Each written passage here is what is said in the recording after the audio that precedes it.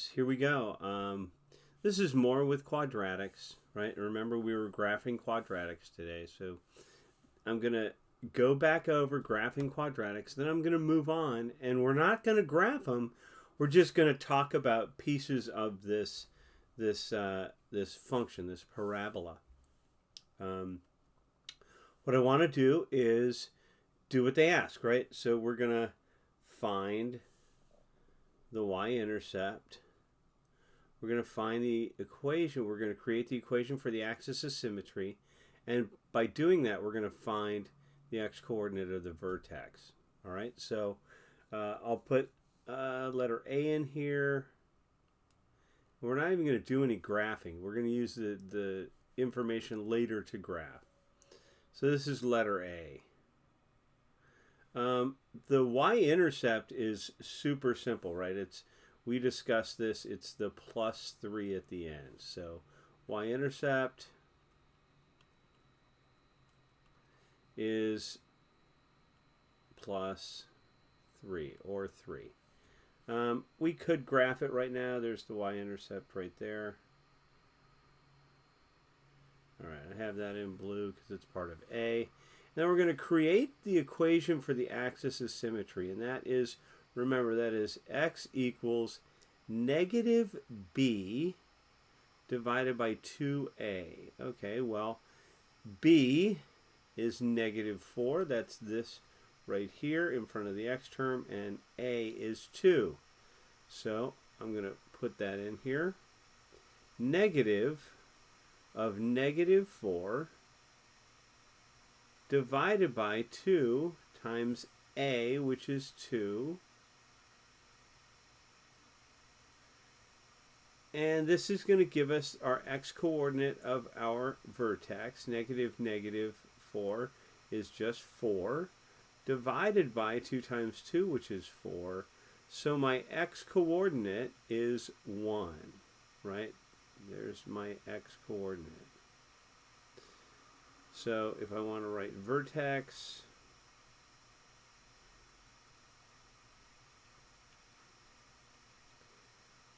that's going to be a 1, and I haven't found this y of the vertex yet. But letter B says, hey, can you make a table of values that includes the vertex? So for my taste, I like to do, here's my input output table, and I'm going to put a 0 on here because I already have my y-intercept, and 3. I'm going to use my vertex 1, and I guess I'll just say 2. These will be my x values, and of course I have reflections across the axis of symmetry, and we said the axis of symmetry is that x value of the vertex. So let me change the color here. What color is that? Back to that blue. And right here at 1, we're going to put a dotted line. I'm trying to stay away from the line a little bit so you can see the blue a little bit better. I guess if I color it in, there we go. That's my axis of symmetry here. This is where the center of the parabola is going to be. So I'm assuming that at 1, and it's pointing upward because it's positive, I'm assuming that it's going to be somewhere around 2, because this is just one space away. So if I put in a 1, I'm going to go back to that color, and I'm going to put it into that function. 2 times 1 squared minus 4 times 1 plus 3. All right, so 1 squared is 1,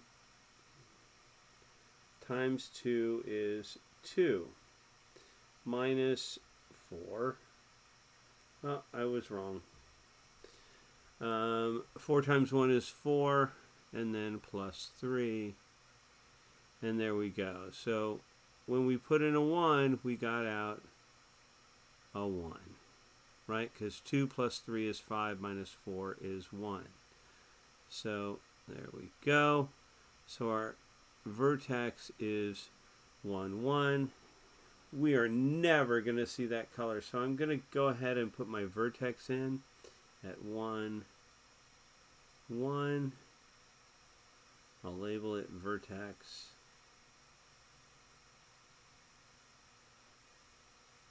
Vertex. There we go.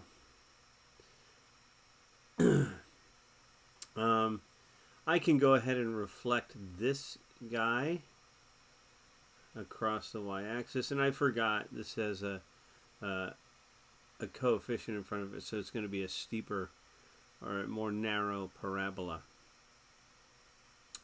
Let's go ahead and put in 2.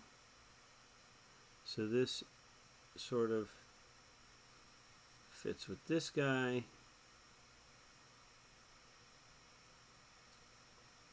Let's look at 2.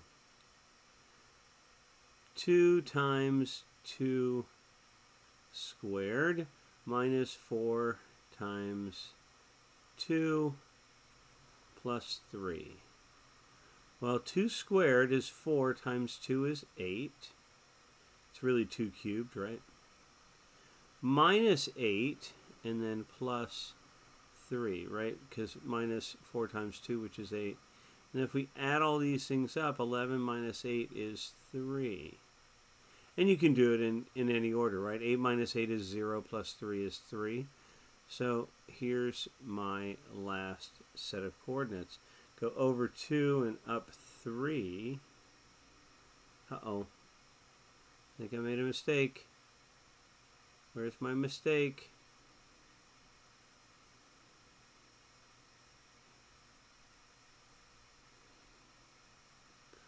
I don't know where my mistake is. 1. Over 2 and up 3.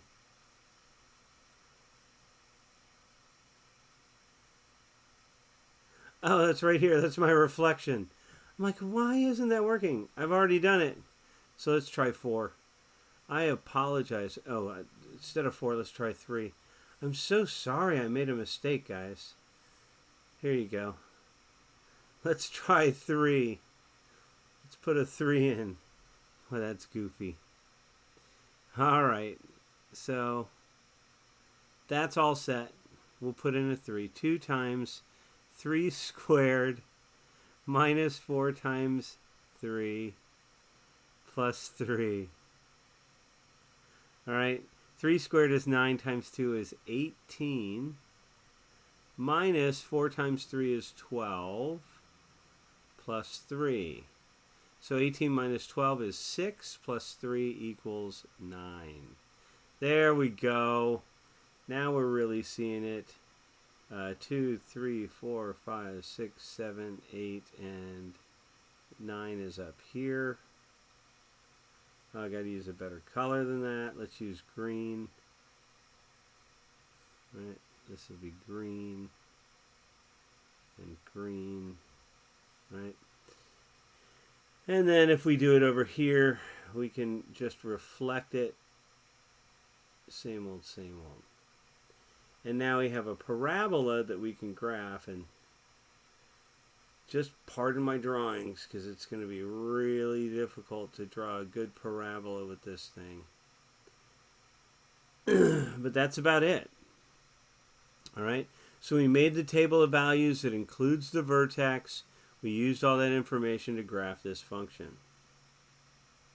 And I want you to see that with a coefficient in front of our x squared term, it gets narrower, right? So our little guy is, wow. I don't know why I can't go through that line there. Woo! Woo! Bad drawing. Bad drawing. All right, so I'll go back over here. I'll get rid of this set. And we'll jump up here. Get rid of that.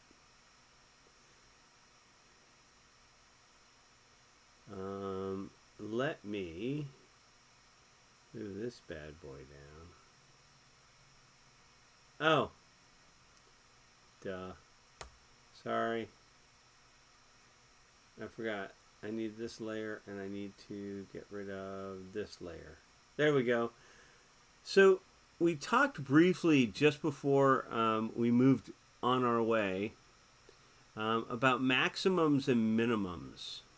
And I just want to show you that when you have a parabola, oh, that's way too dark.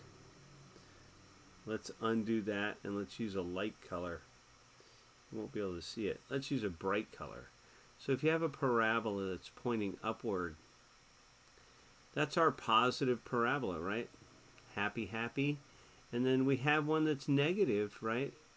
If there's a negative in front of the x squared term, that's negative. It's going to be pointing down. Sad, very sad.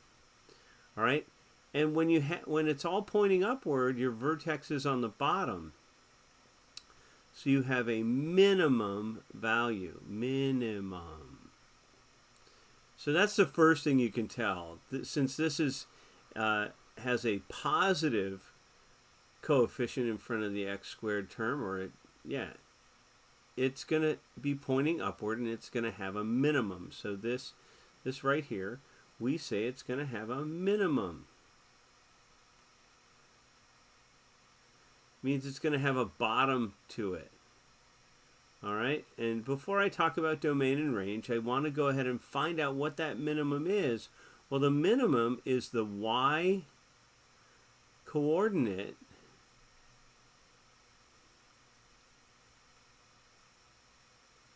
of the vertex.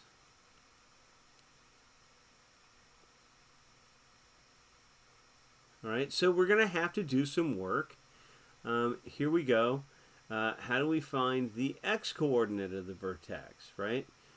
We have to use, for the vertex, we have to use the formula for the axis of symmetry. So x equals negative b over 2 times a. Well, negative b is, or b itself is negative 1, so negative of negative 1, and then that's all over 2 times a over here, which is 2. And so my vertex is 1/4. My x value in my vertex is 1/4.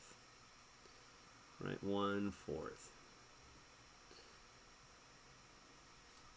Now I'm going to input this back into this function here, and then I'm going to do some math. You ready? So I'm going to take this 1/4, I'm going to put it in for x wherever I see x. So let's go ahead and change the color. I'm going to say 2, so I'm looking for y. Y equals 2 times 1/4 squared. And you guys love fractions, I know you do. Minus 1/4. And then plus 10. So 1/4 squared is 1/16 times 2 is 2/16, or 1/8. I'll cross that out and put down 1/8. So you see where I got it, 2/16, 2 times 1/16, because when we square this fraction, 1 squared is 1, 4 squared is 16, there it is, 2/16 because I multiplied. Now I'm down at 1/8, minus 1/4 plus 10. I want to put everything into eighths, so I'm going to go ahead and leave my 1/8 the way it is. Minus 2/8, because 1/4 is 2/8, and then plus 10/8 is 80/8. Right, and then I can do my math. 1 minus 2 is negative 1 plus 80, which is 79/8. So it will be 10, it's 9 and 8, right? 9 7/8. Yeah. 72, yep, 9 and 7/8.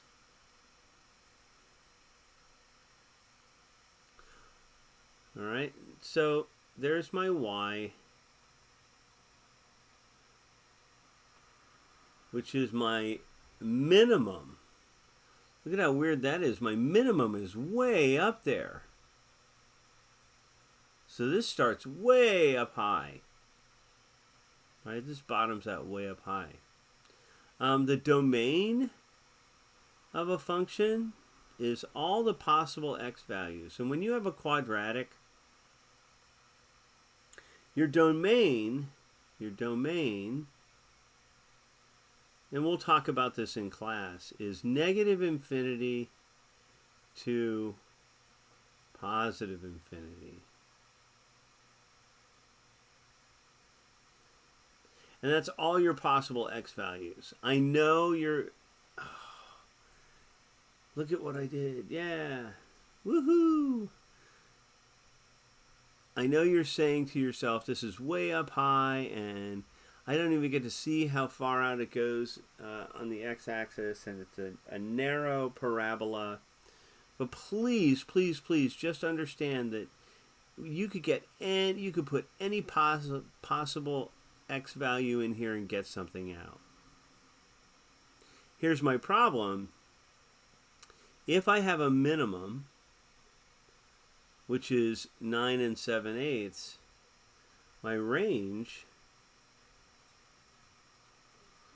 is going to start at 9 and 7/8, and then it's going to go upward infinitely. So my outputs are going to go up infinitely, right? Because my upward pointing parabola has arrows on the ends. It's going to go on forever and ever. So that's it. That's it for this particular problem. Let's go ahead and get rid of that. Let's try the next problem. This is the same idea. I didn't mean to do this one. Let me skip this and go to the last one. I meant to do this one. This is the one that I wanted to show you. This is in a funky order, but we still have our x squared term, we still have our x term, and we still have our constant. When we look at our x squared term, we take the operation symbol in front of it. If it has one, we take this operation symbol here if we're trying to find b, and our a is -1, and our b is 6. So a is -1, b is 6, and c is 20. Now we don't use c in this part, but we're going to go ahead and talk about this anyway. Our maximum must be way up there. And I call it a maximum because we have a -1 in front of our x squared term. So this is going to be a parabola that points downward. And I'm sorry about the picture there. Drawing on this thing is a little bit difficult. The next step is to find that max value. What is that point way up here at the top? So how do we do it? Like we said, we find the x value of our axis of symmetry, then we input that into the function up above, -b divided by 2a, which is -6 divided by -1, which is 6. So my x coordinate is 6. Let me go ahead and find out what this y is. I'm going to input this 6 back into this function and see what I have. I have 20 plus 6 times 6 minus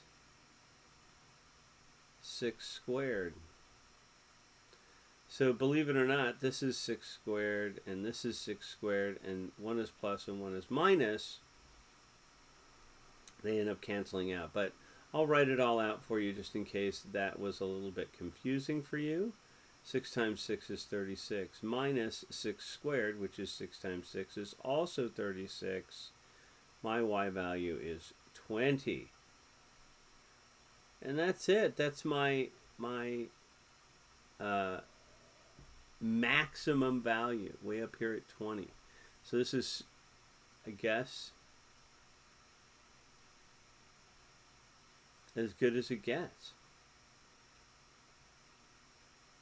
And then the last thing is talking about domain. The domain of any parabola is negative infinity to positive infinity.